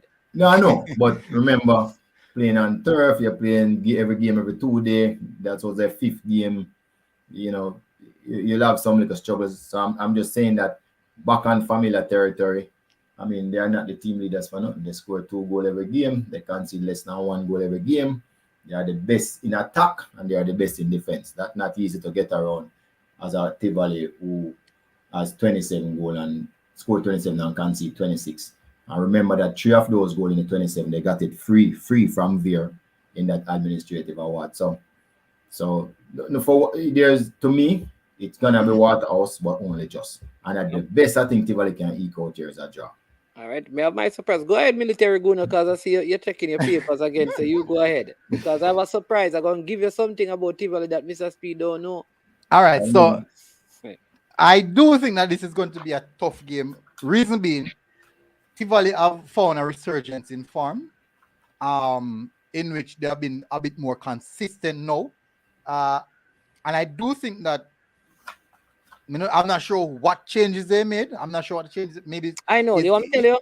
The addition of Werner, bro, I'm not sure. No. Oh, what the change? What the change? The difference is whenever Pennycook plays, they win. And Pennycook was absent in the Mount Pleasant game, and they lost. That's true. Okay, so Pennycook a difference. So he comes back for this game. Every game that he has played in, they have either drawn it or won it. Anytime he doesn't play, they lose. It could I think he's the fastest defender because when they don't have him, they have the fat man. I understand why I said that now. The fat man and the fatter man. No, where's short fat one name, man? Fat man and fatter man. I don't. What's his name? Short, stuck Anderson. Anderson, Steve Wright, and Barrington Price, who are slow. So when Pennycook plays, he covers a lot of ground for them. I think he has been the secret to their performance, and he was out of the Mount Pleasant game. I don't think some of those goals would have been scored if he was there. I think he one of the games on TV, he used his hand to stop the ball from score. Which game was that? And he got a red card. Mullines. Mullines? It was Mullines? Yeah, one of the games. Yeah, I think it was with Jeremy Nelson, yeah. So I would say that Tivoli has been in good form. The last 4 games, 5 games actually won 3. Somebody say the I must one. not say the man is fat. Say that he's well proportioned. I don't. All right. Anybody who say that, make sure they come from America, you know, 'cause everything now is so contextualized. You know? So them the last 5 games they won 3 of them, 1 draw and lose only 1 in which with the absentee of Pinnacle. All of those games, and they have played some good games as well because they drew with Dumble in 1-1. So it means that they are doing something right. And you can see they crawl up the table. They're coming from way down the table, you know, coming right up to be in and around the playoffs, in the mix of the playoffs right now. The problem is this now.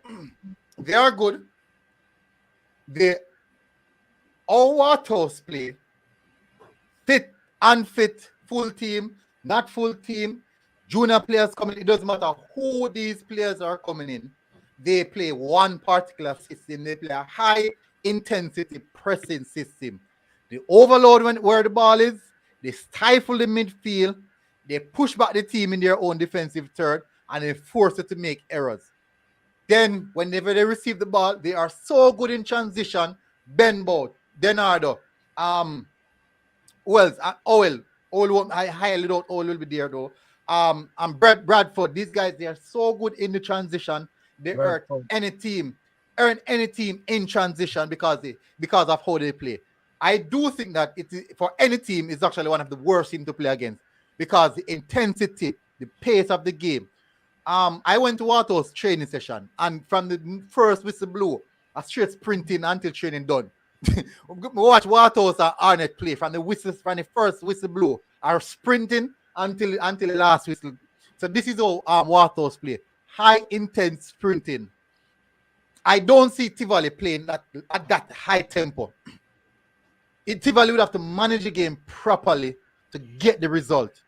I do think that Waterhouse have too much firepower for Tivoli really. And Tivoli have the best defensive setup.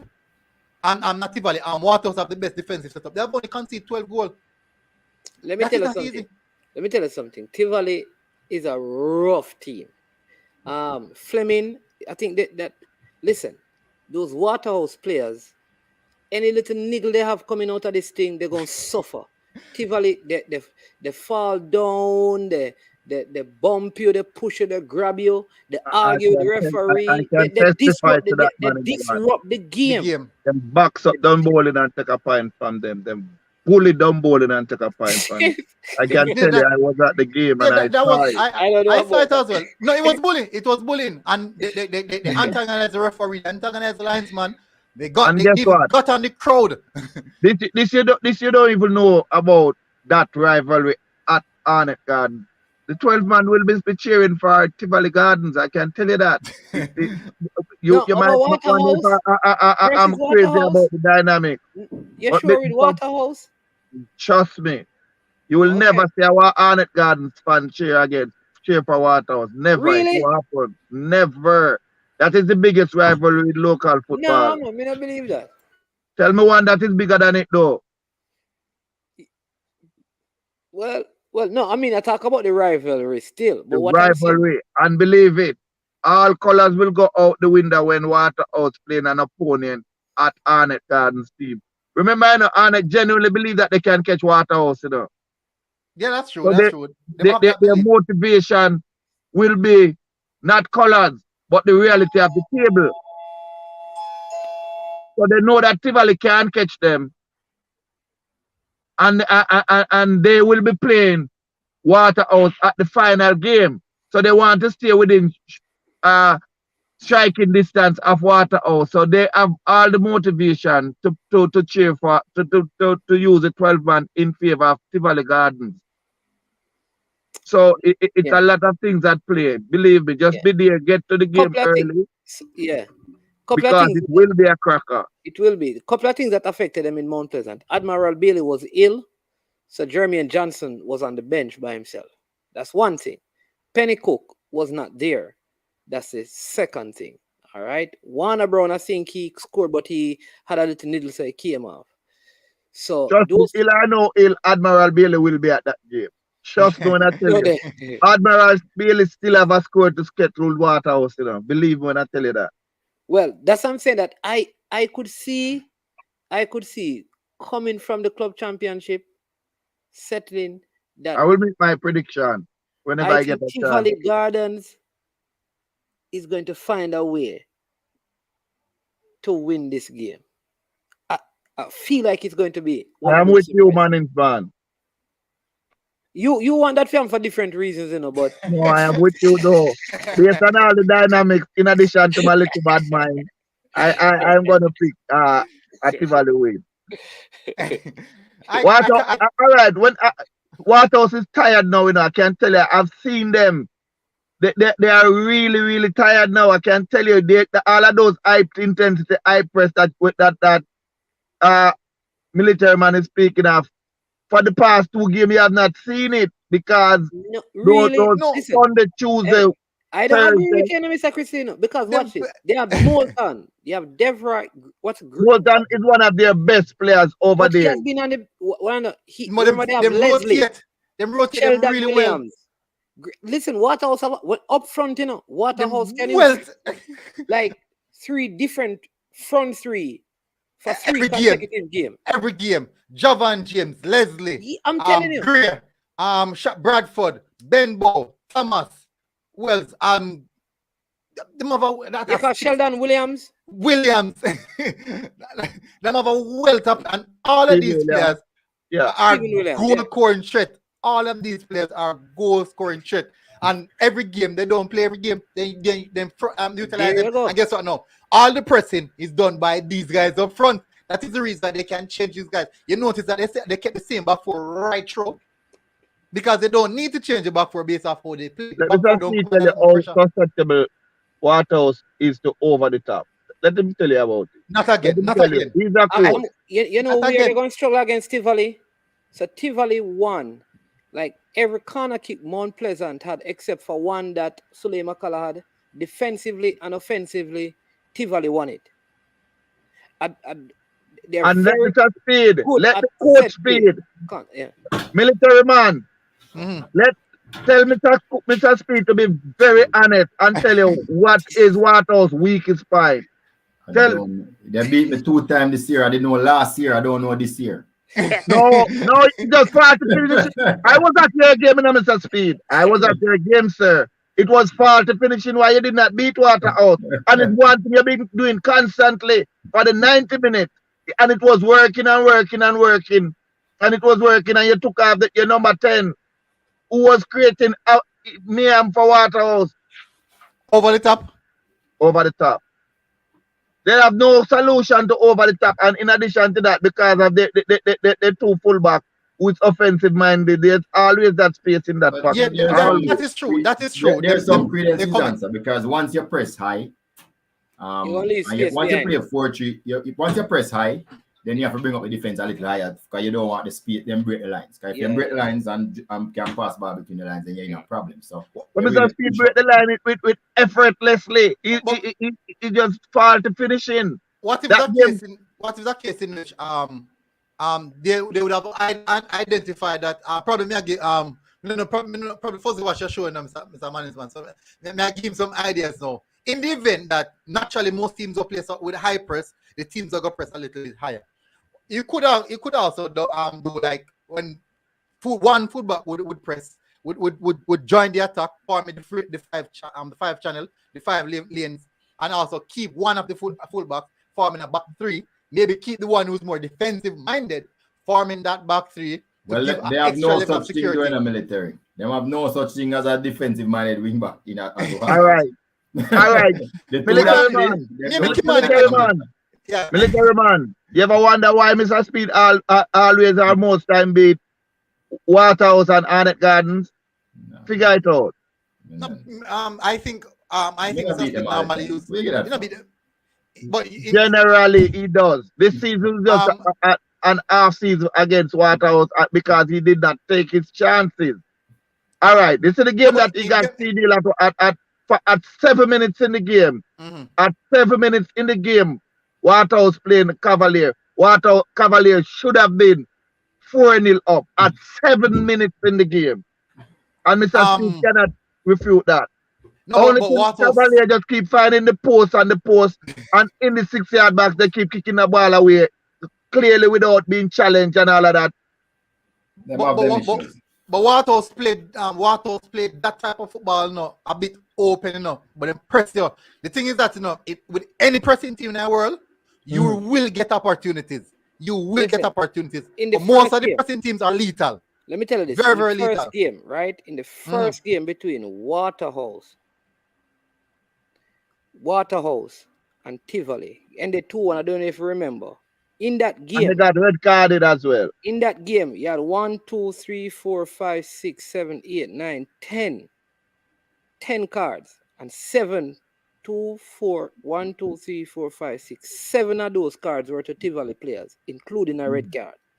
Waterhouse, Benbow scored in the 7th minute, and in the 48th minute, Waterhouse went, and then Barrington Price scored in the 78th minute. But the game was it was a rough. I think it's going to be one of those kind of games again. Even rougher than that this time around. Because there's Here's more the at problem stake. though, Mannings, man. You see at Arnett Garden Field, because the field is so big and wide, the roughness is more evident. So you have to be careful because you get caught. So you get caught. They are big. True. This is the Waterhouse can pull them apart. Open up the pitch on them. And if you get too physical, once you open the pitch on them, they're going to get tired faster than Waterhouse. Yes. Because you're going to exert more energy. Waterhouse already play at high intensity. You go match. Some of the time when teams play physically, because them can't get to the players, so you try, when they get close to them, you try if you nudge them or something like that. Because they're so good, you leave you winded.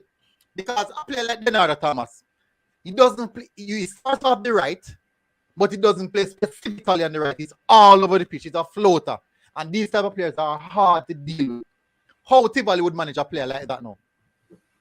Yeah. It's always a late runner inside the box. I'm going to say Waterhouse, possible. Because maybe Thomas is injured. Brian. I'm saying 1-0 Waterhouse. I'm thinking the score is going to be flipped this time. 2-1 cover 2-1 Tivoli. I'm with you there, Bannings, man. I'm with you there. So we have the Montego Bay Umberland game. That's the only game left. Yeah, the only game left. I think down at Westport Park, it's just Moby not losing down there. They're not losing down there. Why them not losing there? No, man, they're not losing. Man, I was draw with Arnett Gardens down there, man. Even if them have to put wasn't that Westport Park? Was that Catchinall? It was Catchinall. It was a Catherine, right? Because Westport Park the ball beat them down there. Mount Pleasant beat them down there as well. Lucky, no, you know that Dumbly is a one love game, you know. That should have been drawn, you know. Also, I don't know what's here. The report states that. I was at the game though, you know. It's part to finishing, White didn't finish 5 or 6. Okay, all right, man. Oh, God, man. Ambosley is back. Well, Ambosley didn't play in the bowling game. The man come out of retirement, and from the man come out of retirement, them not lose no game, you know. Watch out, you know. that shows how far they are falling. Let me tell you I could be showing how poor is it that the league is poor though. That a man it's not a compliment. It's not a compliment to Moby, you know. It's actually a compliment to the league. Is it a compliment? No, it's not a compliment. It's not a compliment. It's not a compliment to Moby. It's actually an indictment, though. Yeah. It can't be a compliment. I see this game as straightforward Umberland game. There are two players in the Premier. Hold on, before you finish, Panic. Military man. There are two players in the game in the Premier League that they are playing so well for their team. It's not a compliment. It's an indictment. The general, Mr. Aston, is the next player. It's not a compliment. It's an indictment to the strength of your team. Poor. Yeah, but you have a big, you have an old man of your team, too, man. Sean Dice. How much game Andrew Dice play for them bowling from season? No, but him not matter. No, we're talking about players, though. How many games Andrew Dice play for this season? You tell me how much game he played. He played only one game. Did him still play? He still play. Only one game. And it was a strategic move. We played Mullines and the coach took a chance on him because Shaquille Dyer was on 4 red yellow card and he did not want him to get another yellow card. There's a problem. Okay. And he took a chance on him. There was not another game that he played. Okay, all right, sir. But I thought it shouldn't happen. But really and truly, I can't say Umberland. I watched Umberland when they were actually at about 9 or 10, struggling to maximus get some points. No, and the young guy what that Umberland brought in the team, his name is Bashko. Young guy, Bashko. Yeah, I'm telling you, the first game that he started in that team, I'm like, whoa. He had something different to that Umberland team. Now he had the old aspect of play, passing the ball, pass and movement. He made Xavier and Verga game a lot easier. And Verga this season has been one of the best defenders in the league. This season, he has been one of the best defenders in the league. So I do think that Umberland, they'll find something, they'll find a momentum, and it is working for them. I saw they changed the system quite a few times. Even the other day, I'm the current. Who they were playing? About 3 times. Yeah. Listen, myself and Mr. Speed and Manning's band went at this already. I personally believe that Umberland and Tivoli, from watching their game, their position in the league is not a real true reflection of their quality of play. Yeah. Umberland have some real unfortunate John game. Tivoli just not getting it right together, but they have quality still that can hurt any team at any given day. And I can tell you, even when Umberland was playing Waterhouse, the final play of the game, Clennon got a open goal to find the equalizer. Clennon throw away quite a few of them. The goal wide.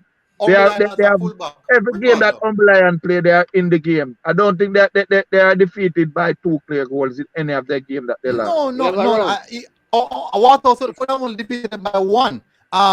Let me see. The entire season, the most goal I've scored on the entire season is actually 2 goals. That's the most goal I've scored against Waterhouse. Even they led against Waterhouse at the first game, you know. And it was a set play that they left Keith Simpson and Mark, and he scored the equalizer. They have been really, really good. They have been really, really good. They have a young son named, I think it's Rival. I think he played left back. I believe it's left back. Good remember that Vance is not in the team now.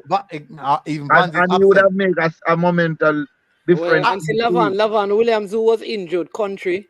And he's back to. He has always. But he will take a time to get back to his best. Yeah. I think we have around 7 minutes. We have around 7 minutes to go. So I'm close up now. Yeah. So go ahead, military, and then. I think if Price Cleon was with Lennon. Clennon, why is it Clennon was scoring more goals? I do believe that Umberland would have been a bit further up the table. Just a bit inconsistent. I think Umberland will win this game. I think Umberland will actually win this game 2-0. Well, I'm predicting a draw, but go ahead, Mr. Speed. Closing words. I think Umberland going to win the game 1-0. I think no matter what, Umberland is they have an incentive, they have a target. They believe that if they are perfect for the rest of the league, they can still get in if they get some help. So I know Andrew Price. I've seen him chase in second spot with Boys Town relentless to try win the league, even when he's way behind. He doesn't give up trying, and I think it's the same thing's gonna happen. Now there's a player by the name of Javan Basco that plays in the central midfield of Umberland. He's transferred from Portmore. He's one of the bright, refreshing light in that midfield. A lot of energy, pass the ball very well, and I'm going to say because of him plus the centre half beside Virgo. If you notice, Virgo is able to leave his centre half role and actually play like a wing back, making those crosses with regularity. And he's one of the best cross out of the ball Jamaica's ever seen. So I'm telling you that I'm going to Umberland by the Mark Miller can come here to him. He's not a big guy. Yeah, all right. Mr. Christie, last word to you. And where is Mark Miller? Seeing that you brought up his name. He's overseas as we speak. I Okay. want to have a present from Mr. Christie because I know you're worried. Is the coach coming back? Yeah, because well, that's not in Dumb Bowlings and are the coaches on right now. The document is in the mail. You said not. The traveling document is in the mail as soon as it gets. Work on mail system, good man. Come on, shame on you. Pardon? Jerk and You have, nail you have, system you have the game. document in the wrong place. You need to have a document in the female and you get it already. I can't argue with that. So, Mr. But Speed, I'm hoping that he will be back towards the back end of the season. this is the bucket of the season what you're talking about. Towards the final 2 games, Umberland and Harborview, that he can start fine-tuning for the Problem semi-final. what you have though, Christy, is that you are trying to stay in a position where you're trying to either stay in second because go you're to trying to work first. out the permutations now of who you're going to face. Third place 6, then the winner of that play first, and fourth play 5th, and the winner of that play second. And you don't want to play in the playoffs because you so I can't say the issues that we have. We don't have any issue. Well, We are listen, going to- we have 4 games and we just need to get 7 points. And if Mount Pleasant help us in any way, we'll just need 4 points. My love look at help for our team. Yes, man. We know in a very stable position. We can't come first or second. So we know we have to play 5 games and win 3 to win the title. But you have a different problem. You want to be in top 2. So you can go on from there. Yeah.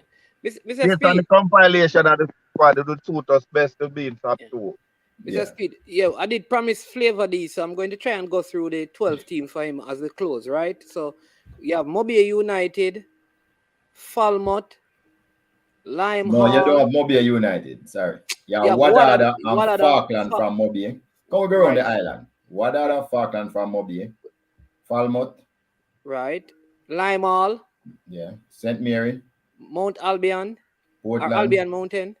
Portlanders FC.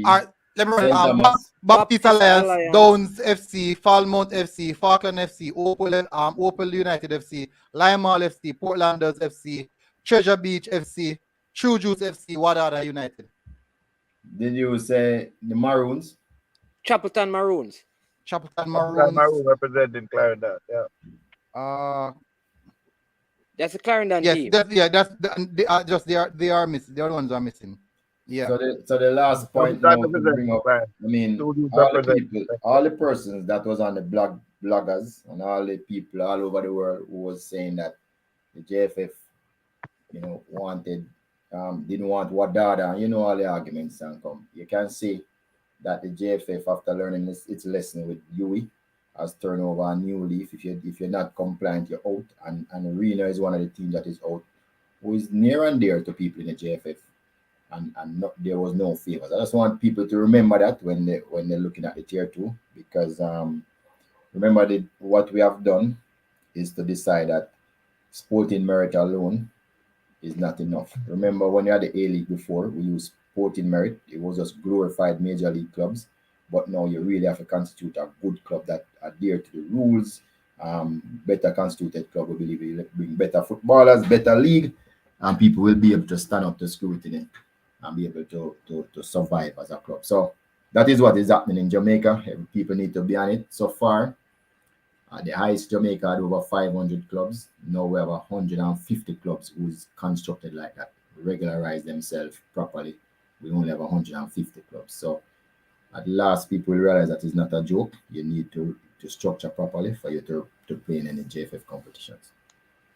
All right. There you go. Wonderful. Thank you so much, Mr. Speed. Mr. Christie, thank you so much for coming on and being a part of it. Hopefully, we will see the names in the jerseys before the season is over.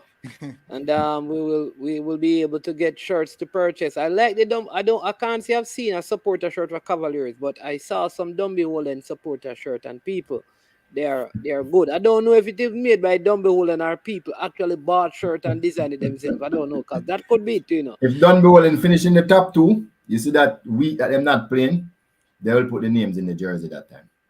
Yeah. See, I get that commitment all the time. Because I'm not going to incur any expenses, so I'm going to pay for the names at that time. Military Guna, the Statsman, thank you as well for coming on, man. Very good. I mean, when do you do your JPL show? So I don't really have a set time now, man. I like do it on Friday morning. I drop it already, but because I do so much coverage, so my time I tell you, rough. Yeah, man. Rough. Yeah, man. And then it is supposed to, because of tomorrow the thing is the Tier tier 2. 2 this will start, and then And Yeah, all the tier games two are not on starting tomorrow because tomorrow. It has put no, the off tier a 2 week. not start tomorrow. It cancel. right. Put off a week. To June 4th. Then Yeah. no, and our reggae boys are playing that day. But in the same sense, And I the speak with big the night meet clubs is them. also at the stadium that day too, so it's a bad day to start it. Reggae boys playing meet at the stadium. Rough. And then, yeah. Hopefully not coincide at the same time as the reggae boys. Hopefully, I pray they don't. Yeah. Whoa. There's no demotion. Somebody's asking. CC, no, there's no demotion from the tier 2. Not for this year. Not for this year. No. All right. But All right. if you notice that there's a tardiness, in the parishes to restart football. So tier 2 just come at an appropriate time, so we can have more football playing. But I think it is fair that just like how the Premier League get a certain amount of years, instead of using their resources to avoid relegation, they use the resources to build the teams. Yeah. I think it was fair also for the tier 2 to have the same sort of luck. What is the reason for the delay though? Is it that the teams are not ready? No, because they had to change the fixtures because we're in a dropout. Okay. So they couldn't just give a bye week every week and keep the fixture remaining the same. No, because if it wouldn't matter if it remained the same and you just drop, some team would get 2 weeks they would sit out. Yeah. So it better you fix back the fixtures. Second to ask you something, Mr. Steve. Do you think this based on the dynamics and the traveling and all of that, do you think that going back to the four confed would be better and the winner comes straight to the Premier League? No. If you want to be a Premier League team, you must act like a Premier League. That's what is done all over the world. Everywhere over the world, they have a tier 2. Yeah, but what Mr. Christie is saying, but we're not going to prolong this. But what Christie is saying is important. One of the things that the league has done, the Premier League, is limited the traveling because it was such a major expense. What you're saying now is that the tier 2 teams need to travel to prove that they are Premier League ready. But one of the things you have done at the Premier League level for the last 2 seasons, say, listen, keep the game centrally for viewership, but also transportation is so much. If you that's not why. It's really for the viewership and to play on the quality fields. It's not the money. Because we didn't have any spectators, so it wasn't really big traveling. Yeah. Okay.